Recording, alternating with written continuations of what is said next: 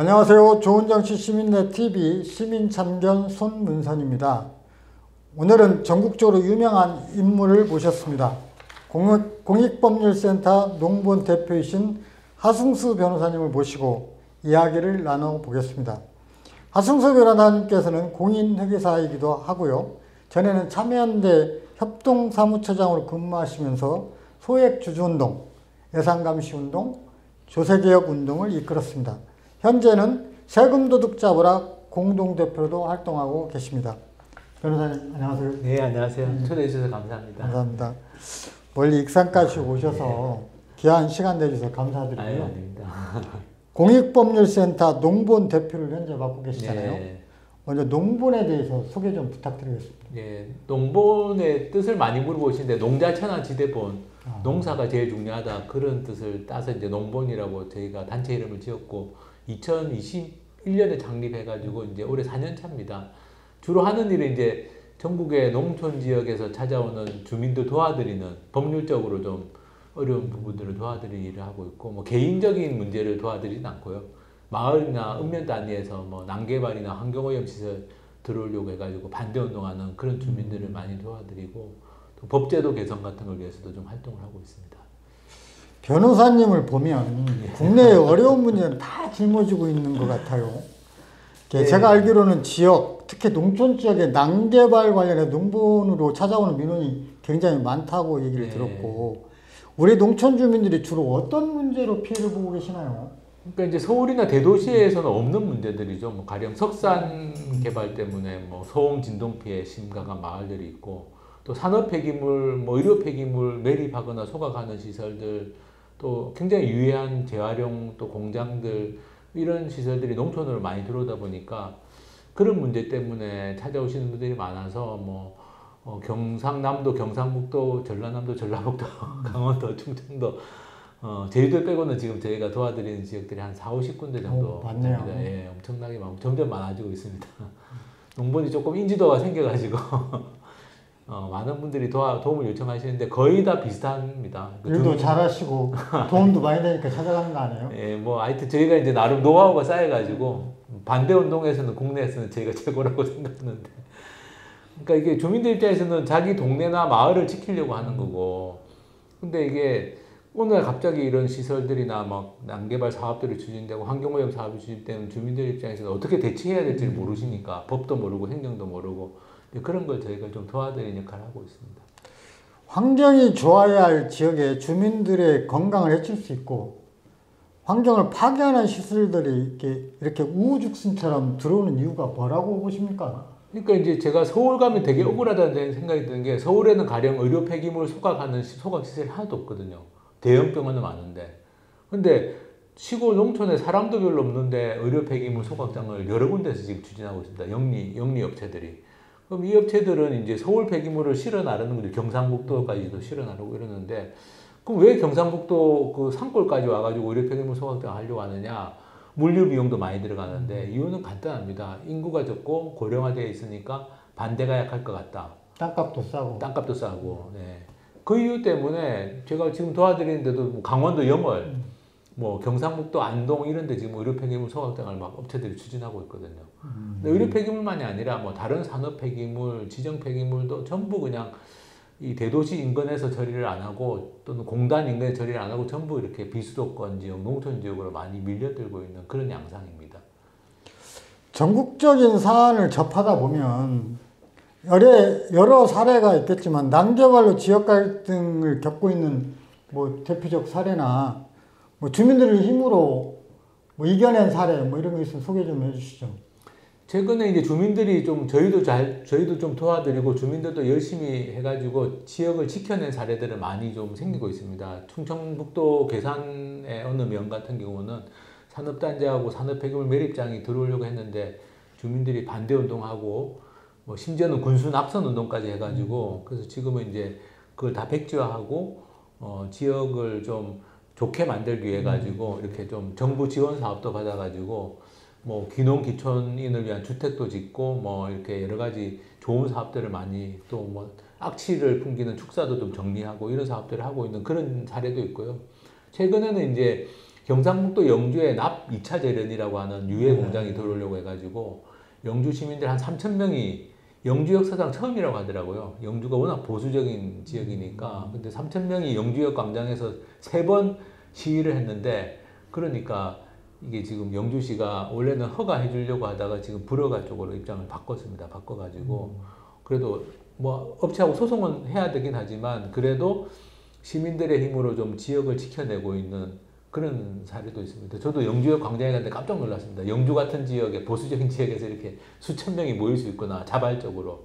근데 납 2차 재련이 게 워낙 유해한 공장인데, 우리나라가 이게 폐배터리를 수입해서 폐배터리를 녹여가지고 납괴, 금괴 같은 납괴를 만드는 게 납 2차 재련이라는 산업인데, 심각한 것은 외국의 그 폐배터리를 수입해가지고 우리나라에서 지금 그걸 녹이고 있거든요. 국내에서만 생산된 게 아니고 국내에서 나오는 자동차 폐배터리만 활용하는 게 아니라 지금 한 1년에 한 40만 톤 정도를 폐배터리를 외국에서 수입을 합니다.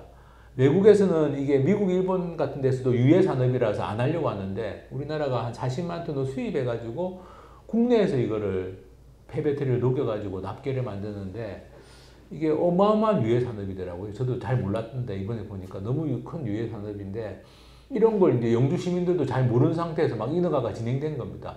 최종 단계에서 주민들이 알게 돼서 지금 반대 운동을 하고 있는 건데, 그래서 참 이게 너무 심각하고, 만약에 이게 서울 같은 데 이게 들어선다면 그거는 뭐 당장에 아마 아예 사업 추진을 못 할 겁니다. 이게 단지 비수도권 지역이고 농촌 지역이고 이렇다는 이유로 이런 말도 안 되는 유해 시설들이 정말 졸속적으로 추진되고 있는 게 지금 좀 많은 지역의 현실입니다. 그 폐 배터리 납 재련하니까 네. 이게 배터리를 파쇄해가지고 거기서 납을 빼내가지고 그렇습니다. 괴를 만들고 네. 그러다 보면 나머지 잔재물이 발생을 하는 게 다 예. 폐기물이거든요. 그렇죠. 중금속이 엄청나게 들어있는데 네. 옛날에 익산, 낭산, 폐석산에 몰래 들어와서 묻었던 지정 폐기물이 다 폐배터리 납 재련한 뒤에 나온 지정 폐기물이었거든요. 그건 엄청난 유해 물질인데요. 지금 이제 얼마 전에 끝났지만 계속 천문학적 예산을 들여서 이적 처리를 했고 현재도 배출업자하고 소송 중에 있는 사건은 그거도 굉장히 심각하더라고요. 저도 보니까 이게 납괴를 녹이는 과정에서도 납 같은 중금속이 나와서 주변에 피해를 주고, 이게 어쨌든 그 폐배터리 녹여가지고 납만 뽑아내고 나머지는 다 매립하는, 말씀 어디론가 가져와서 지정 매립하는데, 폐기물이니까요. 이게 익산에도 낭산에도 와서 이게 매립됐다. 전에 낭산에 묻었죠. 이거 어마어마한 문제. 근데 그 폐기물이 국내에서 나오는 게 아니라 수입까지 해가지고 수입산까지 다 처리한다고 하니까. 처리하고 있습니다. 산업활동을 하다 보면 폐기물 등 환경오염물질을 유발할 수 있는 물질 배출이 필연적이고, 이 배출된 물질에 대한 처리 대책이 있어야 할 것 같아요. 근데 우리나라 보면 여러 민원이 있는 것 보니까 관에서 이걸 공공 처리하지 않고 대부분이 뭐 대기업이나 사모펀드, 민간업자들이 주로 처리하면서 이런 갈등들이 많이 생기고, 피해는 주민들이 보면서 이득은 막대하게 이런 사업자들이 얻어가는 구조로 돼 있잖아요. 이런 문제, 악순환되고 있는 이런 문제를 해결하기 위한 뭐 방법이 있을까요? 이게 이제 언론 같은 데서도 잘 다루질 않아가지고 많은 분들이 일단 너무 잘 모르고 있는 게 참 제가 보기엔 큰 문제입니다. 이게 영리업체들이 하고 있거든요. 일반적으로 우리가 생활 폐기물은 주로 시민들이 많이 접하니까, 생활 폐기물은 이제 지방자치단체가 처리하니까 다 당연히 산업 폐기물도 공공이 처리하는 걸로 알고 계시는 분들이 많습니다. 근데 지금 대한민국 폐기물 중에 한 88% 정도가 산업 폐기물이거든요. 생활 폐기물은 12%밖에 안 됩니다. 근데 이 88%는 대부분 영리업체들이 돈을 벌기 위한 목적으로 소각도 하고 매립도 하고 재활용도 하고 있기 때문에 이게 너무 심각한 문제라서, 사실은 제일 중요한 것은 이거를 공공이 처리한다는 원칙을 좀 다시 확립하는 게 필요한데, 이게 IMF 이전까지는 그래도 지정 폐기물은 공공이 처리했더라고요. 제일 유의한 게 지정 폐기물이니까. 근데 그 IMF 때 그마저도 민영화를 해가지고 지금은 그냥 영리업체가 처리하는 게 당연한 것처럼 돼 있는데, 영리업체들 입장에서 돈 버는 게 제일 중요하니까, 뭐 예를 들면 매립장 할 때, 매립할 때는 돈이 벌리지만 매립이 끝나면 돈이 안 벌리지 않습니까? 그렇죠. 그러면 매립장을 관리를 안 하고 그냥 먹튀를 해버리는 거예요. 법적으로는 30년 동안 매립이 끝나도 사후 관리를 해야 되는데 그냥 먹튀하는 그런 사례들도 생기고, 그러니까 이게 산업 폐기물이라는 것 자체가 워낙 유해하고 정말 이렇게 꼼꼼하고 안전하게 관리해야 되기 때문에 이 영리업체들이 하기에 적합한 사업이 아닌데 우리나라는 이걸 영리업체들한테 맡겨놓다 보니까 지금 뭐 대기업은 물론 사모펀드까지 막 뛰어들고 있어서 제일 중요한 거는 이거는 공공이 처리하는 게 제일 중요하지 않나 지금 그런 생각하고 있습니다. 익산도 환경 문제로 큰 피해를 겪었던 예. 지역인데요.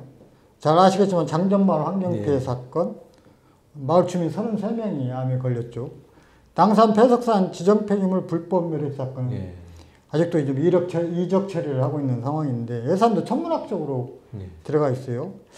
이적 처리 비용에 대해서 배출업자와 지금 행정하고 좀 소송을 하고 있는 상태고 이런 문제가 좀 다시는 발생하면 안 될 것 같은데 뭐 제도적으로 보완할 수 있는 것이나 방법이 있다면 어떻게 했으면 좋겠어요. 그래서 그게 이제 그 말씀하신 것처럼 이게 돈은 영리업체가 벌어가고 버리고 피해는 다 지역이 있고 지역 주민들이 있고 사후 관리는 나중에 안 되면 세금으로 다 해야 되는 상황이라서 그렇죠. 그래서 이 구조를 바꿔야 되는데 지금은 저희가 그래서 개별 지역의 현안들도 도와드리지만 폐기물 관리법이라는 법이 있습니다. 이게 제일 중요한 법이고 또 폐촉법이라고 폐기물 처리시설 설치 촉진 및 뭐 주변 지역 지원법이라고 이게 이름이 긴 법이 있는데 이 두 법의 완전히 엉망진창입니다. 이 두 법이 문제입니다. 그래서 지금 이 두 법을 개정하자라는 걸 지금 추진하고 있고 얼마 전에 그 송재봉 의원이 충북 청주시 청원군이 지역구인데 송재봉 의원이 대표 발의해가지고 저희가 요구한 안이 지금 국회에 얼마 전에 법안 발의가 됐습니다. 그 핵심 내용은 세 가지인데요. 첫 번째는 말씀드린 것처럼 산업 폐기물도 공공이 처리하도록 하자, 원칙적으로. 두 번째는 산업 폐기물은 지금 인허가를 어느 한 군데만 받으면 전국 폐기물을 다 가져가도 됩니다. 아, 그래요. 발생지 책임 원칙이라는 게 적용이 안 됩니다. 거리 제한도 거리 제한도 없고. 근데 생활 폐기물은 지금 발생지 책임 원칙이 적용되거든요. 그래서 산업 폐기물도 최소한 권역을 나눠가지고 자기 권역에서 발생한 건 자기 권역에서 처리하게 하자. 서울에서 발생한 의료 폐기물은 서울에서 처리하자. 그래서 이제 그런 발생지 책임 원칙을 좀 적용하게 하자라는 거하고 세 번째는 이제 이게 산업 폐기물 시설을 영리업체가 하기 때문에 사유지라는 이유로 주민 감시가 불가능합니다. 지자체가 운영하는 거는 다 주민 감시원을 둘 수 있는데 이 영리업체가 하는 산업 폐기물 시설은 아예 주민들 접근도 못하게 돼 있습니다. 그래서 주민 감시 보장, 그래서 세 가지 공공이 처리해라, 발생지 책임 원칙 적용하자, 주민 감시 보장하자 세 가지를 핵심으로 해서 지금 법안 발의가 이번에 됐고요. 어렵게 됐는데 하여튼 그게 좀 통과가 되면 지금 나타나는 이런 좀 문제들은 좀 많이 해소가 될 것 같고 제가 산업 폐기물만 말씀드렸지만 석산이나 이런 것도 마찬가지입니다. 이게 뭐 이걸 일부 그러니까 그런 좀 뭐랄까 인구가 적은 고령화된 농촌 지역 주민들이 다 그 피해를 다 떠안고 있고 돈은 다 업체들이 벌어가고 있는데 이런 문제들을 좀 더 공공이 국가나 지방자치단체가 책임지고 관리하도록 만드는 게 지금 필요한 상황입니다. 현재 그 세금 도둑 잡아라 예. 공동대표도 맡고 계시잖아요. 네. 세금 도둑 잡아라 하면 검찰 특활비 정보공개 소송 예. 유명하죠. 예. 이 사건에 대해서 소개를 잠깐 해주시고요. 지금은 어떻게 진행되고 있어요?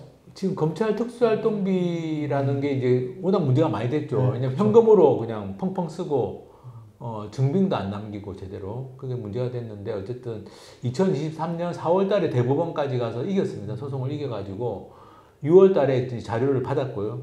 그걸 분석해가지고 뭐 윤석열 씨가 얼마나 돈을 엉터리로 썼는지 뭐 이런 것들도 밝혀내고 그 검찰 특수활동비 예산을 그래서 작년 국회에서 전액 삭감을 했습니다. 삭감됐죠.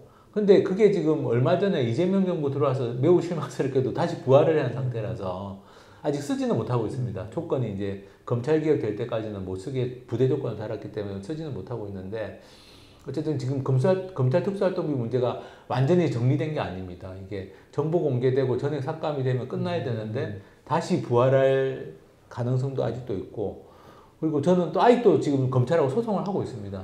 검찰이 2023년 5월까지는 공개를 하고 6월치부터는 공개를 안 하고 있습니다. 그래서 지금 소송 계속 하고 있고 지금 엊그제도 이제 또 1심에서 승소 판결 하나 받았는데 하여튼 검찰 특수활동비 문제는 조금 더 시간이 걸려야지 정리가 될 것 같고 검찰 말고도 지금 감사원 상대로도 소송해서 지금 대부분까지 이겨놓은 상태입니다. 뉴스타파랑 같이 해가지고 이겨놨고 이제 대통령 비서실도 이제 소송해서 이겼는데 지금 윤석열이 탄핵되는 바람에 못 받고 있는데 안 되나요?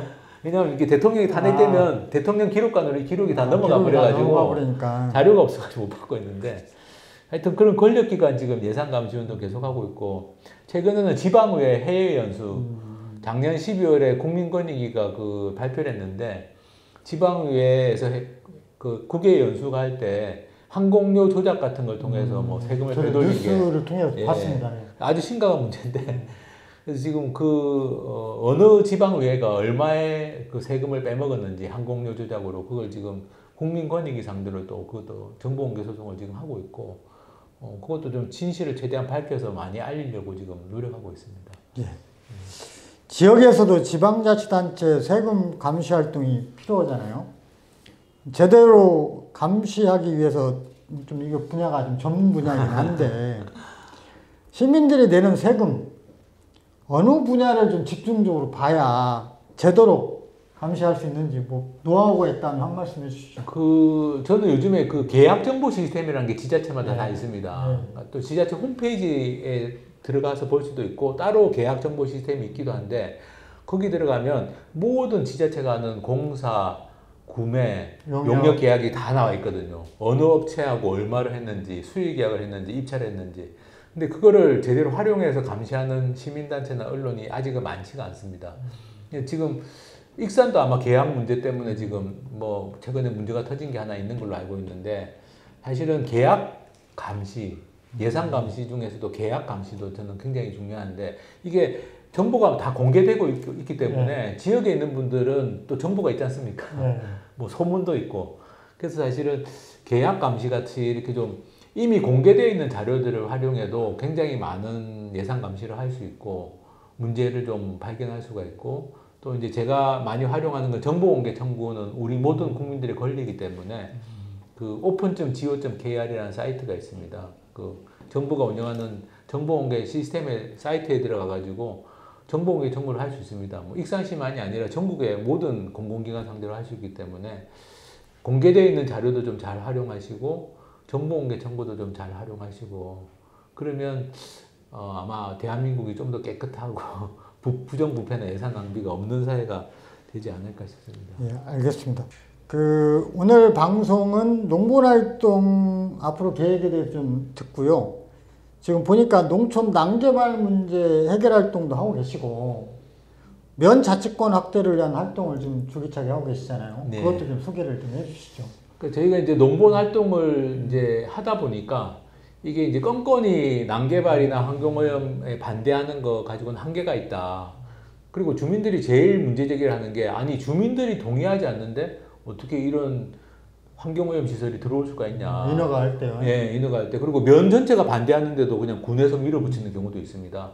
그래서 이걸 보면은 결국 왜 우리 농촌 주민들에게 자치권이 없냐. 스스로 결정할 수 있는 권한이 없냐. 면회 주민들이 반대하면 안 들어와야 되는데 면회 주민들은 아무 권한이 없고 면사무소에 찾아가도 면장도 아무 권한이 없고 모든 권한은 군청, 도청, 환경청 뭐 이런 데서 가지고 있습니다. 그래서 저희가 이제 농본 활동하면서 근본적으로는 이 문제를 해결하려면 우리 읍면 단위의 자치권이 필요하다. 농촌 주민들의 자치권이 필요하다. 이런 문제의식을 가지고 지금 읍면 자치권 확보 운동을 이제 올해부터 본격적으로 좀 시작을 했고 사실 저희가 1961년에 5.16 군사 쿠데타 일어나기 전까지는 읍면이 기초지방자치단체였습니다.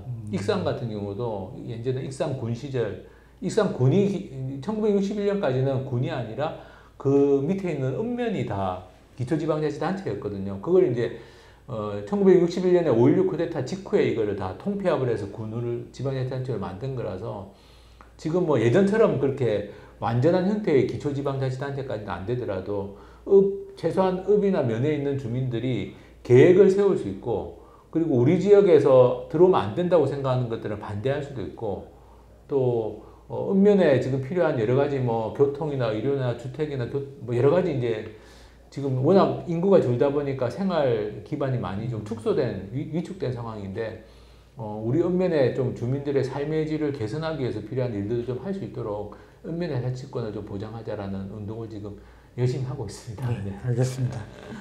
지금까지 공익법률센터 농본 대표이신 하승수 변호사를 모시고 이야기를 나눴습니다. 농본의 많은 후원과 응원 부탁드리고요. 이상으로 시민참견 방송을 마치겠습니다. 구독과 좋아요 부탁드립니다. 지금까지 시청해 주셔서 감사합니다. 감사합니다. 감사합니다.